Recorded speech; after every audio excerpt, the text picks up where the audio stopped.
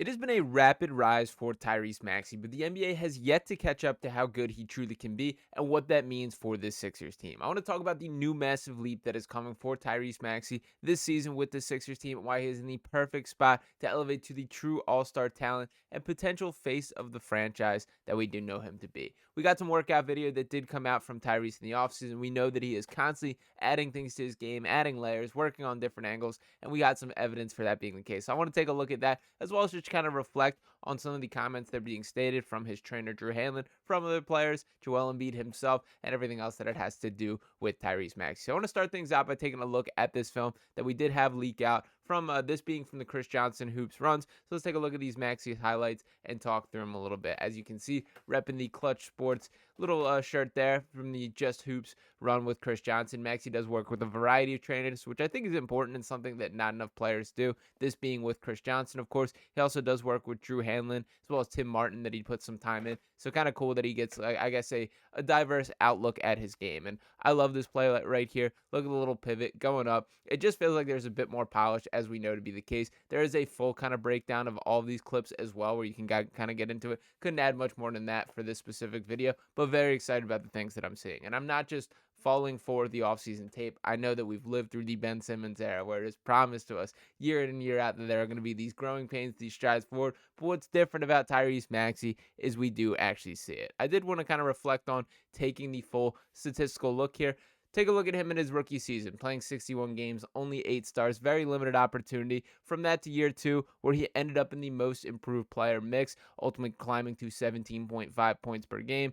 Took a significant stride forward as far as his shooting percentage, going from just a 30.1% three-point shooter as a rookie to 42.7% in his sophomore season, which was top 5 in the NBA at that time, only to take that a stride forward on increased volume the following year on 43.4% from 3 on 6.2 attempts per game. And then last year, we really saw things come together. The combination of James Harden no longer being here, forcing Tyrese Maxey into a little bit more ball-dominant role, having that period of time in which Joel Embiid was out, in which Maxey had to act like the number one option and was forced to go through those type of growing pains. We saw him win most improved, be recognized as a first-time All-Star, and ultimately produce the stats of 25.9 points per game, 6.2 assists, and 3.7 rebounds there. Did see a bit of a regression as far as the shooting numbers, 37.3% from 3, which was the lowest since his rookie year, his first time under 40% since his rookie year. But really all that had to do with is some tougher shot attempts that are coming his way without the gravity of Joel Embiid to play off there. And then I think that was a good experience, a net positive for Maxey overall. So I try and click through these, and we're back to the main screen. And I did want to jump on some of the quotes from Drew Hanlen, which of course is his trainer here. And he was asked, do you think Maxey can become MVP of the league? To which Hanlen replies, why not? Last summer was our first summer together, and he won most improved and was an all-star. He's made just as much of a jump this summer, so I think he's ready to stamp himself in as one of the league's best in upcoming seasons. What do you think, Tyrese? You going to win MVP one day? And I better believe that he thinks he does. Now, I don't think that's going to happen in this year, per se, that I do think there's going to be a lot of, shots going around to Paul George, to Joel Embiid. At the end of the day, it is still Joel Embiid's team, as much as some people don't want to hear this at this point. But it did get me thinking that I think people are underselling the Sixers for the Tyrese Maxey reason. That I think there's a real chance that we reflect on after this NBA season, and Tyrese Maxey is just a top 15 player by every measurement, and that really raises the ceiling of this team. So that got me thinking that I wanted to take a peek at what is kind of the national perception of how good is Tyrese Maxey. So I did pop over to theringer.com and took a look at their player rankings, and they have Tyrese Maxey at 31. Now, to be perfectly honest, this was a bit higher than I expected. I thought that he was still going to be more slept on than this, but I still think that's a bit disrespectful to Tyrese when you think about some of the players in front of him. And to list off a couple here, Ja Morant, Paolo Banchero, Lauri Markkanen, Damian Lillard, Domantas Sabonis, Kyrie Irving, Bam Adebayo, Paul George, De'Aaron Fox, Zion Williamson, Jamal Murray, Tyrese Halliburton, and Jimmy Butler. Are all those great players? Yes. Do you have a case for each of those? Maybe. But are all those guys better than Tyrese Maxey?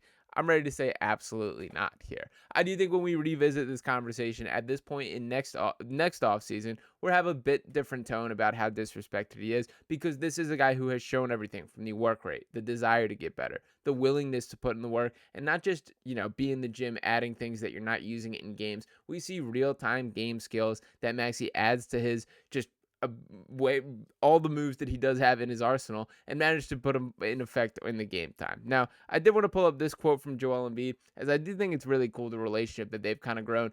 Tyrese speaking very openly about Joel being the first one to truly believe in him, how much he needed him as a teammate, and it's really being, everything coming together here. So this being after the Knicks series here, Joel Embiid was asked about his Sixers teammate Tyrese Maxey, and he said, quote, "If I got to be honest, he probably would have taken this leap a year ago, 2 years ago, because I've been telling him to work out with Drew for a long time. But I'm happy he did it. I've always said he's the hardest working person I've ever been around, and that's saying something. He's going to be here for a long time, and like I said, he's the franchise." So I do love the outlook here, and it is kind of cool, the public bromance that I guess we're seeing between Embiid and Maxey, especially when you reflect to the contract extension that he did earn every penny of that this offseason, that it was cool that Embiid was a part of that, making the video, and really talking about him as the best teammate he's ever had, which is just really cool stuff, good vibe stuff. And it is nice that we do have this true trio with Joel Embiid, with Tyrese Maxey, and of course the new addition Paul George here. So we know what Embiid brings to the table from a statistical standpoint. We've seen the areas that Tyrese Maxey continues to develop in, and Paul George being that missing piece that we are going to see here. So as we kind of put in the context of this, we know who Joel Embiid is as the MVP. But I do think there is a real conversation to be had about kind of the hierarchy of the Sixers pecking order, that maybe it is Tyrese Maxey's turn to step up a little bit. That's one of the number one things I'll be looking for Tyrese immediately, is I don't want this to be him deferring to the quote-unquote bigger names, to Joel Embiid and to Paul George, just because they're Joel Embiid and he's Paul George. Yes, there will be nights where it is their turn to take over, and they do need those guys to carry him home.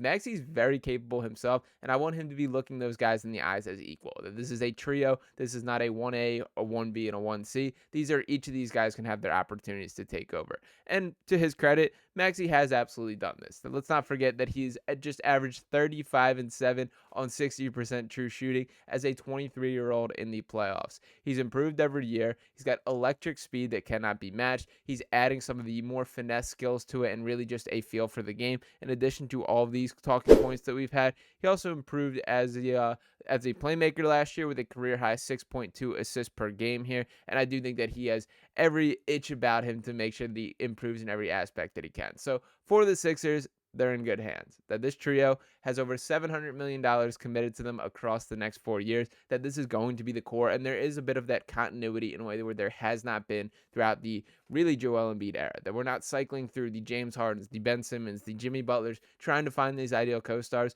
We now got the pieces in place that let's let these guys gel together, figure things out, go through the growing pains, and just mix things around them. But at the heart of all of that, to me, don't let Tyrese Maxey get lost in the shuffle. That yes, Joel Embiid, the Sixers will to an extent live and die with him. Yes, Paul George is going to be that missing piece, is that must add in free agency, that new star, that big fish that was landed here in Philadelphia. But Maxey is still that dude, and I think he's going to have a lot of people more aware of it this season. So looking ahead to this year, we did pull up these stats from last year. As far as my expectations, I do want him to beat that point per game number. That I understand there's more shots to go around.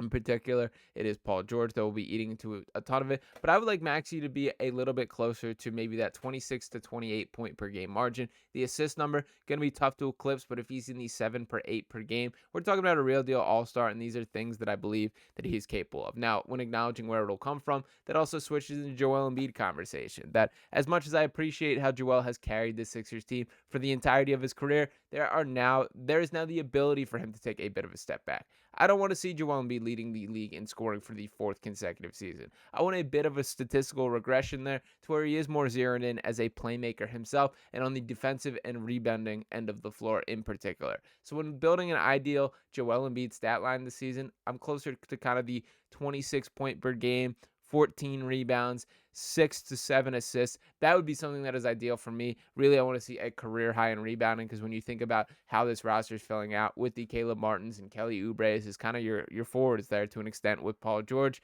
you're going to need a guy to rebound the ball. So Joel Embiid, let's make this happen. And the fact that you do have Tyrese Maxey to hand the baton right over to should make it all the easier for this to be a process. So ultimately, very excited about the product that's going to be put on the floor for the Sixers team and with Tyrese Maxey in particular. I think we're just getting started as far as how good that this guy is and how much he has announced his presence on the national stage. So let's get in early, believe that the hype is coming, and don't set expectations too high, because Tyrese Maxey will reach them anyway.